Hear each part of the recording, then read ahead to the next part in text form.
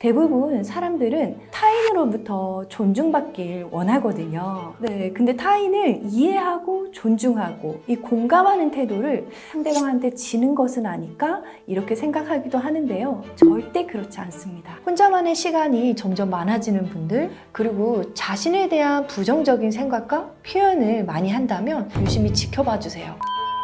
신호일 수 있거든요. 혹시 어떤 식으로 좀 자신감을 좀 채울 수 있을까요? 방법이 또 있어요. 낯을 많이 가리고 사람들이랑 친해지는 걸 어려워하는 사람들도 인간관계를 잘 맺을 수 있을까요? 그럼요. 이 낯을 많이 가리고 친해지는 것이 어려운 사람들도 분명 인간관계를 잘 할 수 있어요. 낯을 많이 가리는 사람들이 인간관계를 맺는 방식에 있어서 조금 더 신중하고 조심스럽게 행동을 할 뿐이지 인간관계를 맺지 못할 이유는 전혀 없는 거죠. 남들처럼 하지 못한다고 해서 자신을 비난하지 않으셔야 해요. 제가 낯을 많이 가려서 사람들한테 인사하거나 이런 먼저 말을 거는 행동들을 잘 못하거든요. 이럴 때는 좀 어떻게 해야 될까요?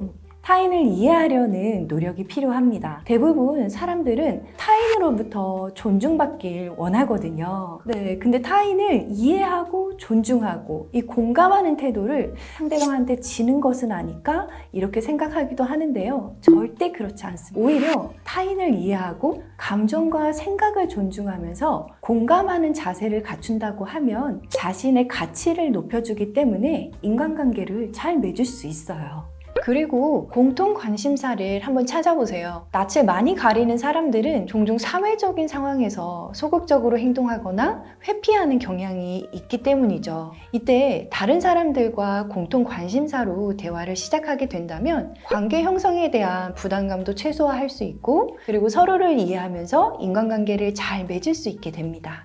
제가 제 자신에 대한 확신도 없고 스스로를 약간 고립시키고 있는 것 같은데 네. 혹시 어떤 식으로 좀 자신감을 좀 채울 수 있을까요?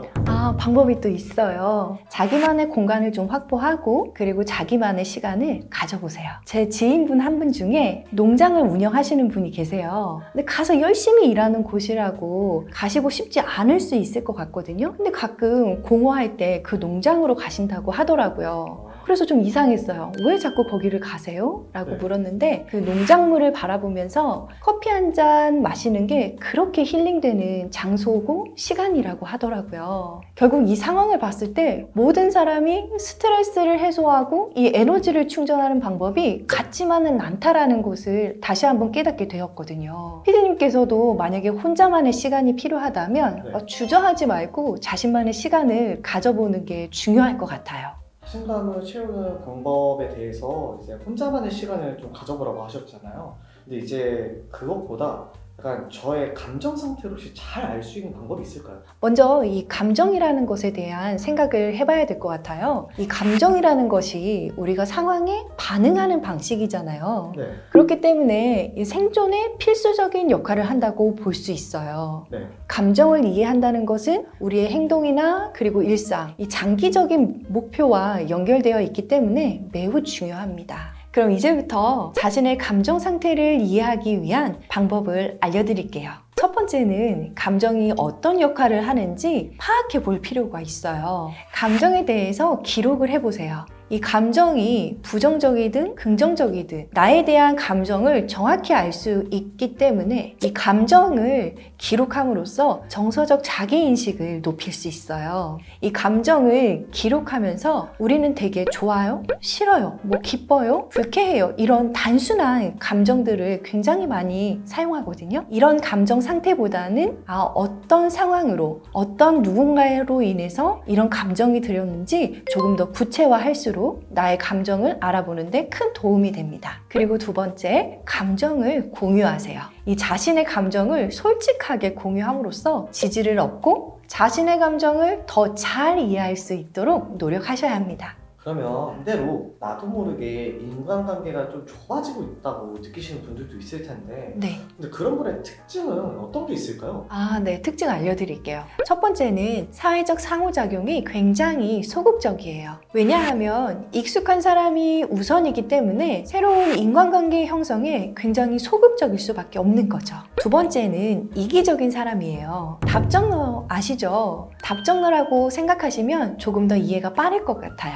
상대방에게 의견을 묻지만 이미 답은 정해져 있고 내 의견만 맞다고 하는 거죠. 이렇게 대화가 수면적인 수준에 머무르다 보면 감정적인 교감이나 친밀감도 부족하게 되고 감정 연결의 부재로 인해서 외로움을 경험할 수 있어요. 세 번째는 사회적인 외로움을 느껴요. 보통 혼자 시간을 보내거나 소셜미디어에 의존하기도 하고요. 사회적인 그 대인관계를 굉장히 회피합니다. 그리고 부정적인 자기 대화를 계속적으로 이끌어가는 거죠. 특히 관계에서 동반자로부터 이 적절한 정서 지지를 받지 못할 때나 그리고 사람들로 인해서 지속적으로 무시받고 소외되는 것처럼 느낄 때 자신의 진정한 생각이나 이 감정을 털어놓기 힘들 때 자신에 대한 자신감이 굉장히 낮아지고 스스로에 대한 부정적인 생각을 가질 수밖에 없게 되는 거죠. 혼자만의 시간이 점점 많아지는 분들 그리고 자신에 대한 부정적인 생각과 표현을 많이 한다면 유심히 지켜봐 주세요. 외로움의 신호일 수 있거든요. 요즘은 SNS나 온라인으로도 사람들을 만나고 소통을 하는데 이런 시대적 변화들이 지금 MZ들 세대들한테 이제 인간관계를 맺을 때 어떠한 영향을 끼치나요? 그럼요. 당연히 끼치죠. 첫 번째는 그 넓고 얕은 관계로 인해서 결여되는 인간관계에 영향을 미칠 수 있어요. 인간관계를 신뢰를 통해서 깊은 관계를 맺는 것이 아니기 때문에 방법적인 면에서 갈등이나 오해를 불러 인간관계에 어려움이 발생할 수 있습니다. 두 번째는 빈번한 단절이 인간관계에 영향을 미칩니다. 이 MZ세대 사이에서는 관계를 쉽게 끊어내는 이 손절 문화가 너무 확산되어 있잖아요. 약간의 문제가 발생하면 그냥 안 만나면 그만이지 이렇게 바로 관계를 포기하는 현상이 나타납니다. 마지막으로 개인주의적 태도가 인간관계에 영향을 미칩니다. 이분들은 나에 집중하려는 태도를 보이고 있기 때문에 인간관계에서 진정한 공감이나 협력을 만들어가는데 굉장한 어려움을 초래할 수 있어요. 인간관계를 맺는 것으로 인해서 굉장히 힘드신 분들이 많으실 거예요. 저 또한 그랬거든요. 제가 오늘 알려드린 방법을 통해서 여러분들에게 도움이 되셨으면 좋겠습니다. 혹여라도 잘 되지 않거나 도움이 필요하다면 댓글에 남겨주세요. 오늘 영상 시청해주셔서 감사합니다. 오늘도 성장했어요.